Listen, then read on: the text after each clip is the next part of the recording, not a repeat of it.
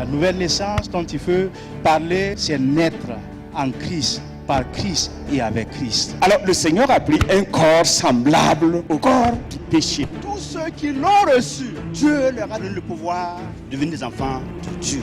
Si quelqu'un souffre comme chrétien, qui n'en est point honte, et que plutôt il glorifie Dieu à cause de ce nom.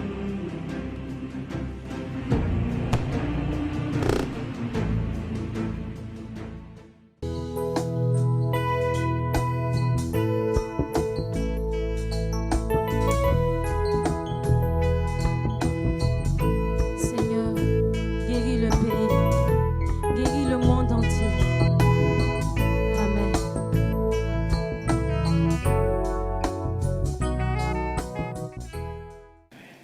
Gloire au Seigneur. Bienvenue au royaume des masques. Les circonstances nous l'exigent et nous sommes reconnaissants à Dieu pour cette ouverture. La dernière fois que nous nous sommes retrouvés en plénière, c'était le 15 mars, presque 2 mois. Mais tout à fait normal, dans des conditions particulières, accoutrements particuliers. Et nous bénissons le Seigneur pour cette occasion qu'il nous donne d'une manière officielle de pouvoir nous retrouver, même dans des conditions, je dirais, assez particulières. Mais nous voulons rendre grâce à Dieu, parce que Dieu, il est fidèle, Dieu, il est bon, et toute chose concourt au bien de ceux qui aiment Dieu. Dimanche passé, je disais que nous allons aborder les signes des derniers temps, mais ce serait fastidieux qu'en 20 minutes, je puisse parler des signes qui précéderont le retour du Seigneur. Mais nous allons prendre quand même quelques signes qui nous concernent, qui concernent l'Église, pour que nous puissions bien nous préparer, parce que les signes concernent aussi bien l'Église, le corps de Christ, que le monde. Il y a des choses que nous verrons dans le monde qui vont nous rappeler que le Seigneur est en route, qu'il vient. Quelques signes annonciateurs du retour du Seigneur. Matthieu chapitre 24, versets 4 à 14. Jésus leur répondit, « Prenez garde que personne ne vous séduise, car plusieurs viendront sous mon nom disant, « C'est moi qui suis le Christ », et ils séduiront beaucoup de gens. Vous entendrez parler de guerre et de bruit de guerre. Gardez-vous d'être troublés, car il faut que ces choses arrivent. Mais ce ne sera pas encore la fin. Une nation s'élèvera contre une nation et un royaume contre un royaume. Et il y aura en divers lieux des famines et des tremblements de terre. Tout cela ne sera que le commencement des douleurs. Alors on vous livrera au tourment et l'on vous fera mourir. Vous serez haïs de toutes les nations à cause de mon nom. Alors aussi plusieurs succomberont et ils se haïront les uns les autres. Plusieurs faux prophètes s'élèveront et séduiront beaucoup de gens. Et parce que l'iniquité se sera accrue, la charité du plus grand nombre se refroidira. Mais celui qui persévérera jusqu'à la fin sera sauvé. Cette bonne nouvelle du royaume sera prêchée dans le monde entier pour servir de témoignage à toutes les nations. Alors viendra la fin. Amen. Hier matin, RFI, à la une du journal de 10 heures, titrait « L'économie américaine terrassée par le Covid-19 ». C'était la une de leur journal. La première économie mondiale terrassée par un petit virus. Est-ce que cela n'envoie pas des signaux quelque part que même les plus grands, les planificateurs, les économistes, n'avaient pas prévu cela dans leur agenda? C'est un signe pour que vous voyez beaucoup de millions de personnes qui se retrouvent subitement au chômage. Vous savez, dans ces pays, c'est chacun pour soi et Dieu pour tous. Chacun se débrouille. Vous ne pouvez pas vous lever et aller dire, ah, tu es mon frère, tu es mon cousin, donne-moi du riz. Tu dois te débrouiller. Mais c'est dans aussi ce cadre que les églises se sont mobilisées pour apporter le minimum nécessaire, le minimum vital à ceux qui sont dépourvus. Et quand on connaît que ce pays est, je dirais, à l'avant-garde de toutes choses et qui se retrouve avec 75 000 morts sur les bras en quelques semaines. C'est un signe que nous devons prendre au sérieux. On sait que cette vie, avant, pendant et après le coronavirus, ne sera plus jamais la même. Est-ce le début du commencement? Est-ce un signe aussi de la délivrance prochaine de l'Église? La parole de Dieu nous dit, dans Romains 8, 22 à 23, « Or, nous savons que jusqu'à ce jour, la création tout entière soupire et souffre les douleurs de l'enfantement. Et ce n'est pas elle seulement, mais nous aussi, qui avons les prémices de l'Esprit, nous aussi nous soupirons en nous-mêmes, en attendant l'adoption, la rédemption de notre corps. Tous nous sommes touchés. Et nous avons déjà vu que le rejet du témoignage, la grâce du Seigneur, à cause du jugement qui tombe sur Jérusalem, et les paroles que Jésus a prononcées, c'était la dernière fois qu'il quittait le temple pour ne plus jamais remettre les pieds. Il a annoncé dans Matthieu chapitre 24, c'est un chapitre apocalyptique où il annonce une série d'événements qui vont précéder son retour.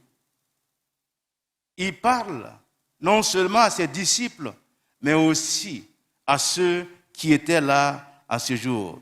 Et Jésus va quitter le temple pour toujours. C'était un acte solennel, on peut le dire, mais aussi qui annonce le jugement prochain de Dieu sur la nation.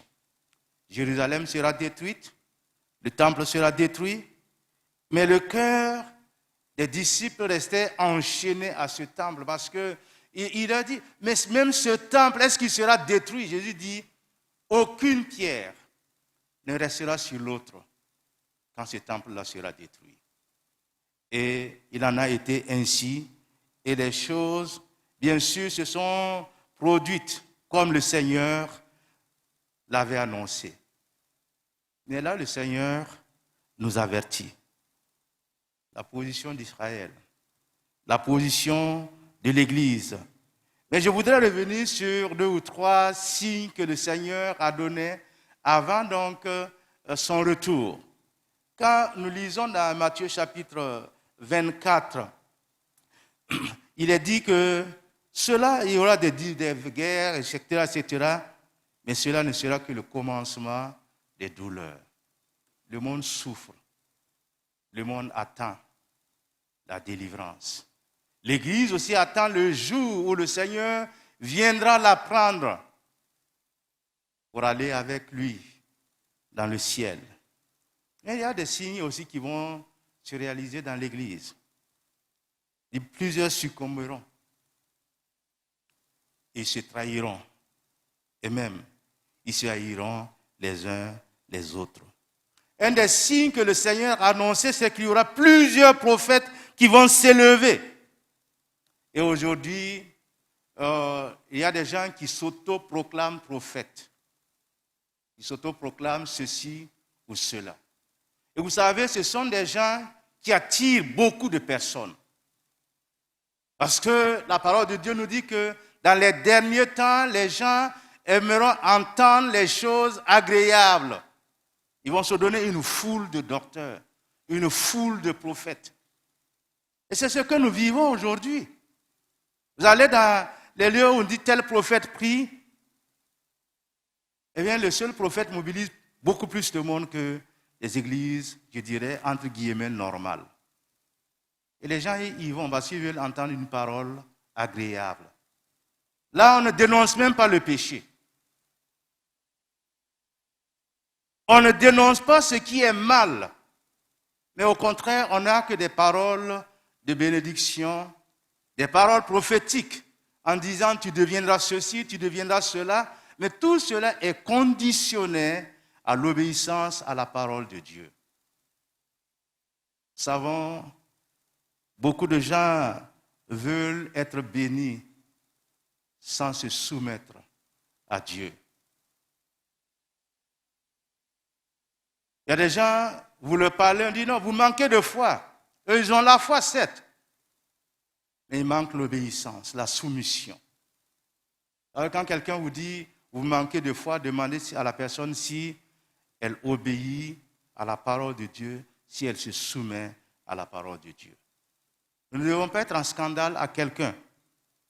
Et comme l'apôtre Paul a dit, nous aussi, nous soupirons après le jour du retour du Seigneur.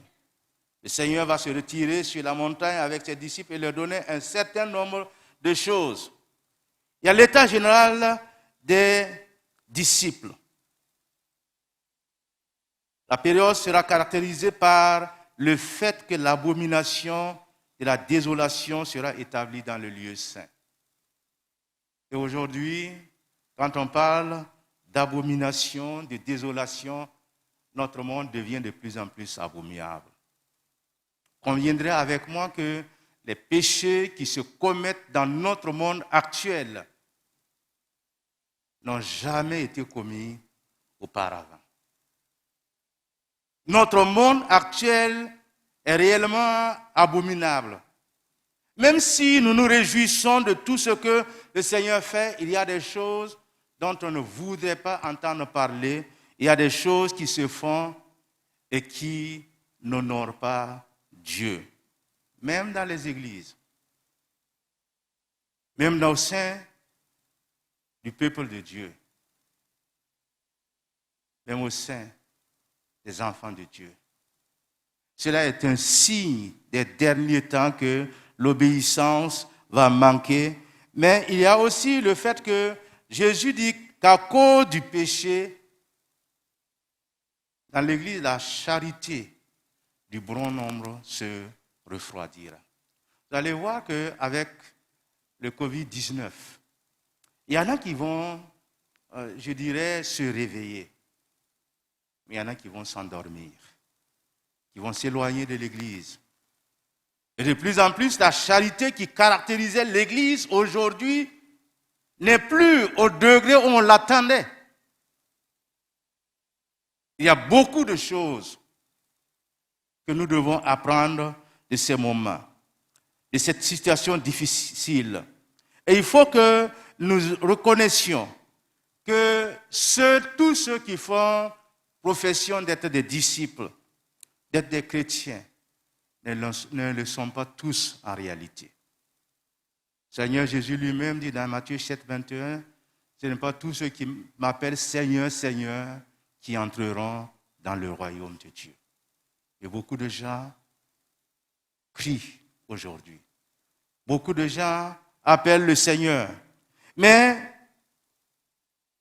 ils vont même aller jusqu'à se livrer les uns aux autres. C'est un signe des derniers temps. Et nous devons voir jusqu'où va notre foi. Et le Seigneur Jésus lui-même dit, lorsqu'il reviendra sur la terre, est-ce qu'il trouvera la foi? Si le Seigneur revient aujourd'hui, trouvera-t-il la foi?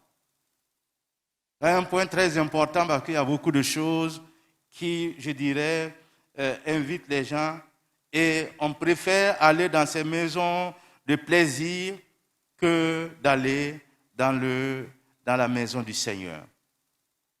Mais un des signes aussi importants, c'est que le Seigneur Jésus a dit, un des signes des derniers temps, c'est que la bonne nouvelle du royaume sera prêchée au monde entier. Il y en a qui interprètent ça différemment, disant que le dernier de la dernière tribu qui entendra le message de l'évangile, lorsque ce dernier aura entendu l'évangile, le Seigneur reviendra.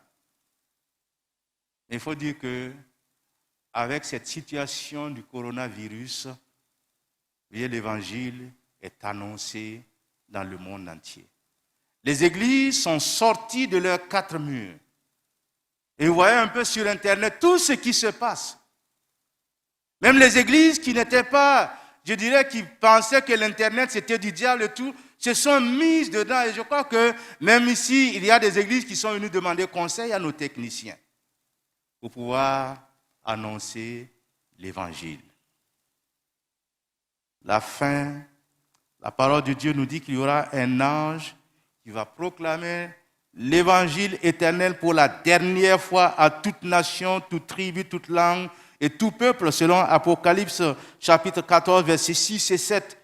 L'apôtre Jean dit ceci: je vis un autre ange qui volait par le milieu du ciel, ayant un évangile éternel pour l'annoncer aux habitants de la terre, à toute nation, à toute tribu, à toute langue et à tout peuple. Il disait d'une voix forte: craignez l'Éternel, donnez-lui gloire, car l'heure de son jugement est venue, et adorez celui qui a fait le ciel et la terre et la mer et les sources d'eau. Un ange annoncera l'évangile à toutes les nations. Et ce qui est important aujourd'hui, c'est que les moyens de communication que nous avons nous permettent de pouvoir atteindre le maximum de personnes. Le maximum. Je dirais que c'est une bonne chose et nous devons en profiter. L'évangile sera enseigné, sera prêché afin que tous puissent entendre le témoin. Et ça, c'est le rôle de l'Église. D'annoncer l'évangile, c'est aussi un signe des temps. Quand tout peuple l'entendra, quand tout peuple recevra le message, même s'il ne l'accepte pas, le retour du Seigneur est proche. C'est pourquoi il y aura aussi en même temps, la parole de Dieu nous dit qu'il y aura une abondance de faux Christ et de faux docteurs. Jésus avertit ses auditeurs que dans les derniers temps, il y aura ces faux Christ, ces faux docteurs, qui séduiront beaucoup de personnes, et même si possible, les chrétiens. Même si possible, les chrétiens. Ainsi, l'idée de l'extension du royaume de Dieu sur toute la terre deviendra une réalité.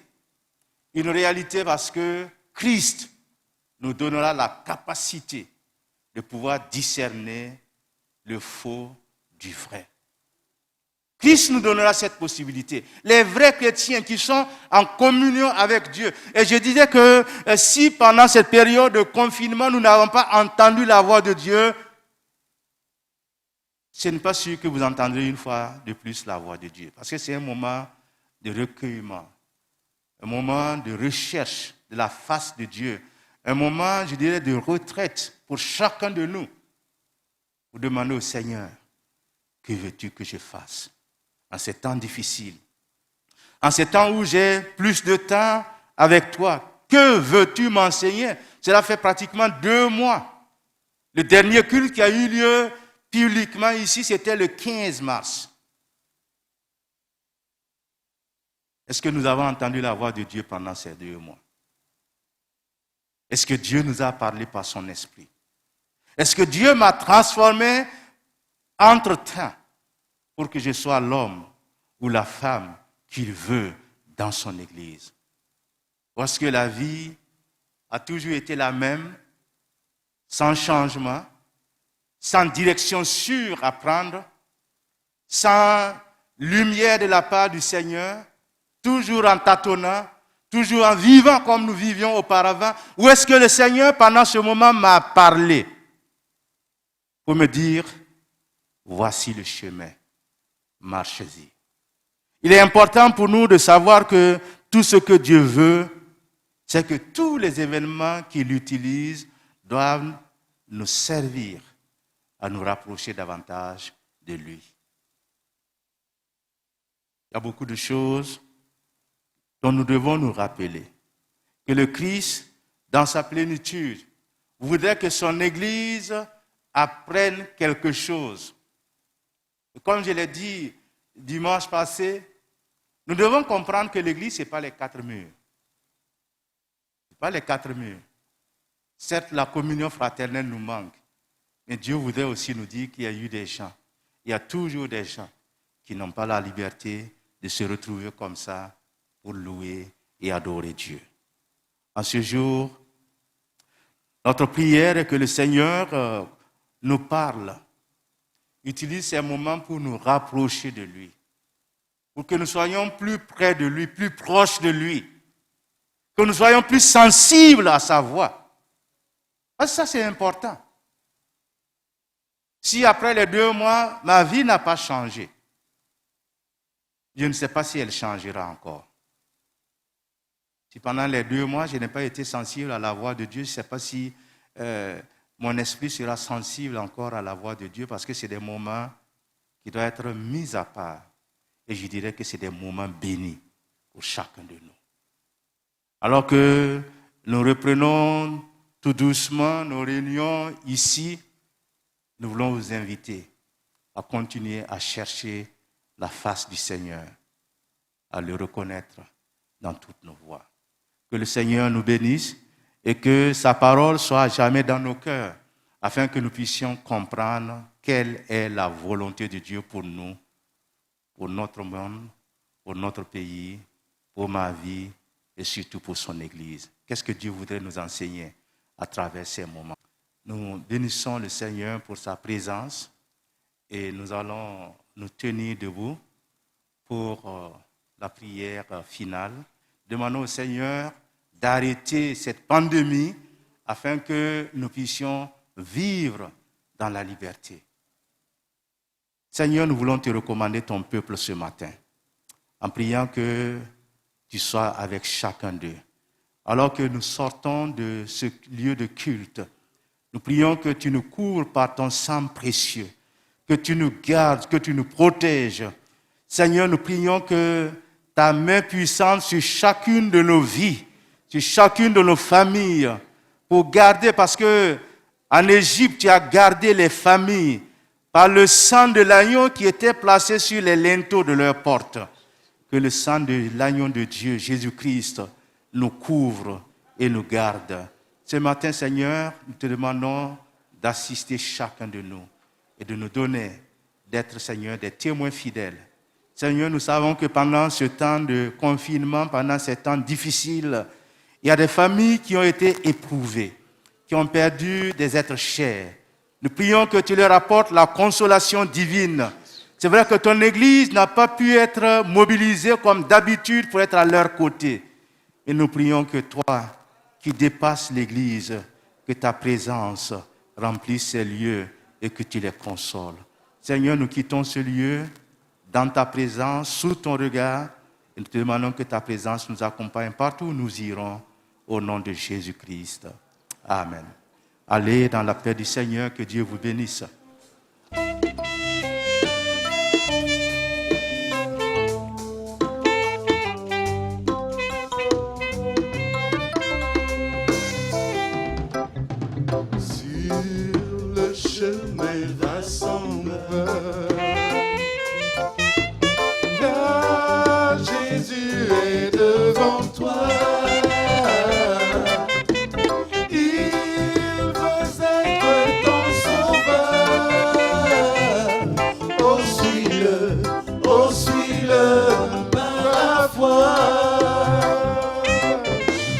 Et maintenant c'est